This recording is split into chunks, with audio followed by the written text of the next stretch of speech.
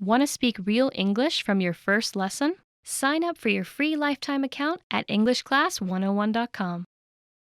Hi everybody, my name is Alicia. In this lesson, I'm going to talk about the differences between despite, in spite, and although. These three words or three phrases are very commonly used in similar ways, so I'm going to talk about the differences in using them in sentences. Let's get started. Okay, first, I want to look at despite. And as I do, I want to make a special note about this first point here. I have here, despite means even though. We'll see in this lesson, actually, all of these mean even though. So they all have this even though meaning. So that means even though A, B. This is kind of like a common pattern we'll see in the example sentences today. So even though there's this condition, there's another condition. So we'll see this a lot today. When we use despite, we need to position it before a noun phrase. It needs to come before a noun phrase. We'll see this with in spite as well.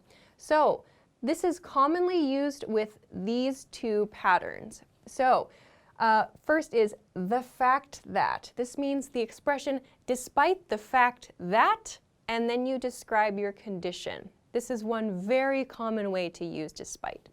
We can drop that here. So despite the fact, or despite the fact that, those are both very common ways to use despite.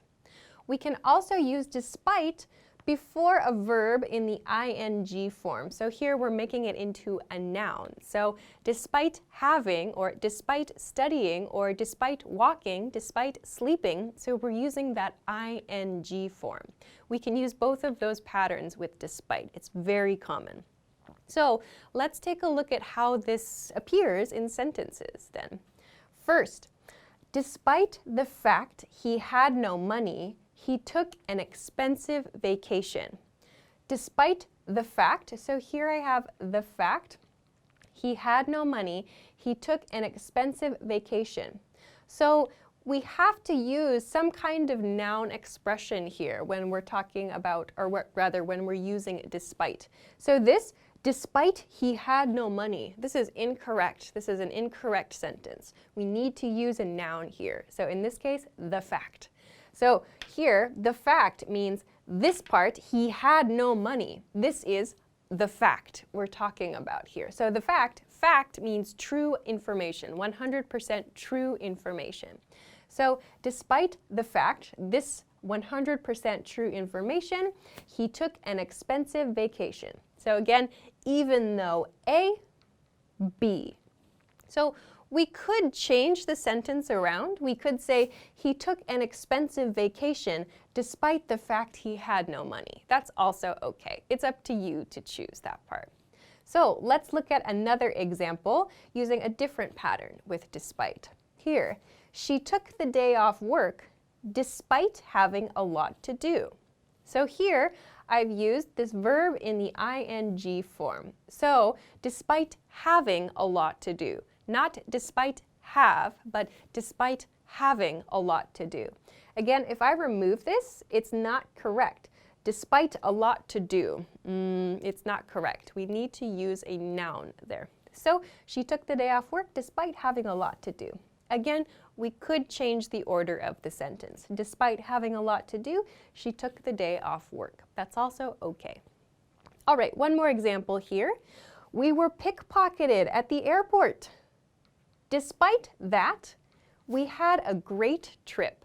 This is another common way that we use despite. Here, my noun is that. In this case, that refers to the point in the previous sentence or in the previous clause. In this case, despite the fact we were pickpocketed at the airport, so despite this situation, despite this condition, we had a great trip. So you'll commonly hear despite that used to refer to the previous statement. Okay, so this is how we use despite. Now let's compare that with in spite. So in spite, again, means even though, just as all of these do in this lesson.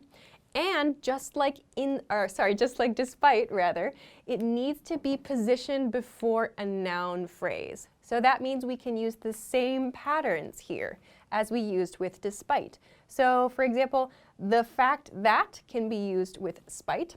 And there's one more point here that's key. We have to use of when we use in spite. So not just in spite, but in spite of something. So in spite of the fact that, or another verb in the ing form pattern here. This is also okay with in spite of. So in spite of having or in spite of losing, these kinds of patterns are okay as well. So this is a key point with in spite. You must use of, in spite of some noun phrase. So let's take a look at a few examples of this. First, in spite of the fact we lost the game, the coach took the team out for pizza. So here is my noun phrase. Here I've used of. In spite of the fact we lost the game, so that's my A here, even though A, the coach took the team out for pizza, B. So even though A, B. In spite of A, B. So there was this condition, we lost the game, even though that was the situation, the coach took the team out for pizza. So we can use in spite of here. Another example, he didn't get the job he wanted. In spite of that, he was cheerful and optimistic. So again, here I've used that as my noun phrase, where that refers to the previous sentence. So he didn't get the job he wanted, maybe a disappointing thing. Despite that, or in spite of that here, we can use to refer to that, to mean like even though this was the case, he was cheerful and optimistic. So you heard me just now use despite instead. That's a pretty good clue then, a pretty good hint that actually we can use in spite of and despite to mean exactly the same thing. They have exactly the same meaning. The only difference is this of here. We need to use of with in spite and we do not use of with despite.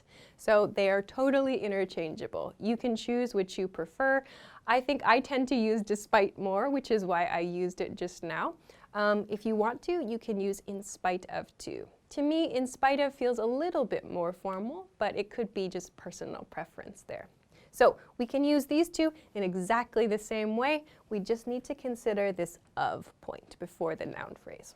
Okay, finally, let's look at although. Although. So yes, although, again, means even though, as the others do.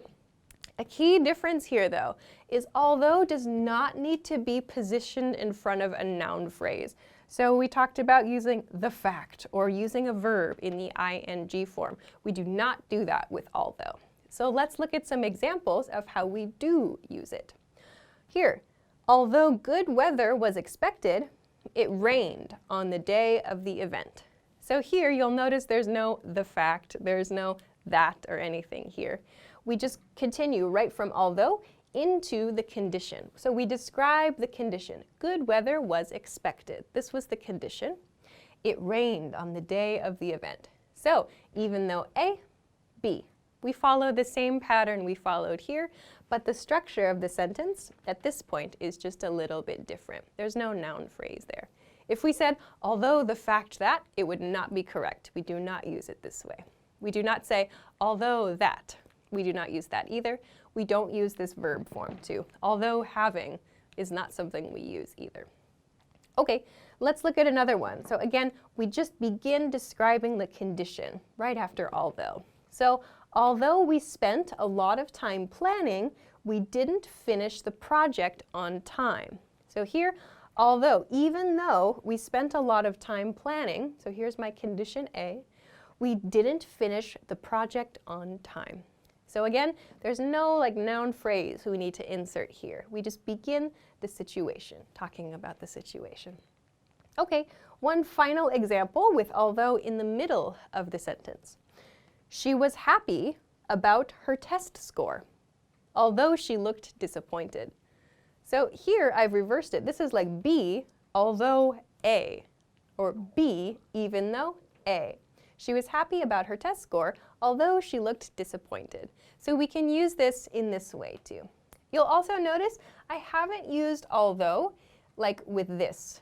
I used that with in spite of and despite. We don't use it in this way. We don't say like, although that, we don't use it in that way. If you want to refer back to the previous sentence, it might sound nicer to use despite or in spite of. So that's a case where maybe one of these would be better to use than although.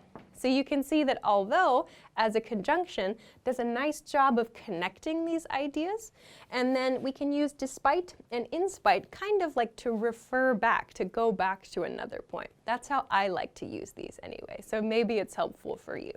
So these all follow kind of one pattern that I've mentioned many times in this lesson, which is this.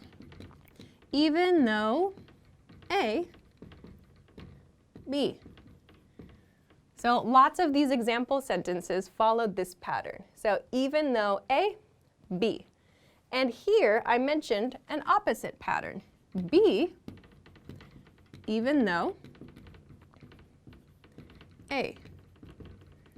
So these are both correct. You can just choose whichever you prefer. Like if you want to emphasize one point more than another point, you could start the sentence with that. So both patterns are fine, and you can use all of these to communicate very similar ideas. You just need to think about how you build the sentence. So I hope that this introduction to these three expressions helps you. Of course, if you have questions or comments, or if you want to practice making a sentence with one of these, please feel free to do so in the comment section of this video. Of course, if you like the video, please don't forget to give it a thumbs up, subscribe to our channel if you have not already, and check us out at EnglishClass101.com for some other things that can help you with your English studies. Thanks very much for watching this lesson, and I will see you again soon. Bye-bye.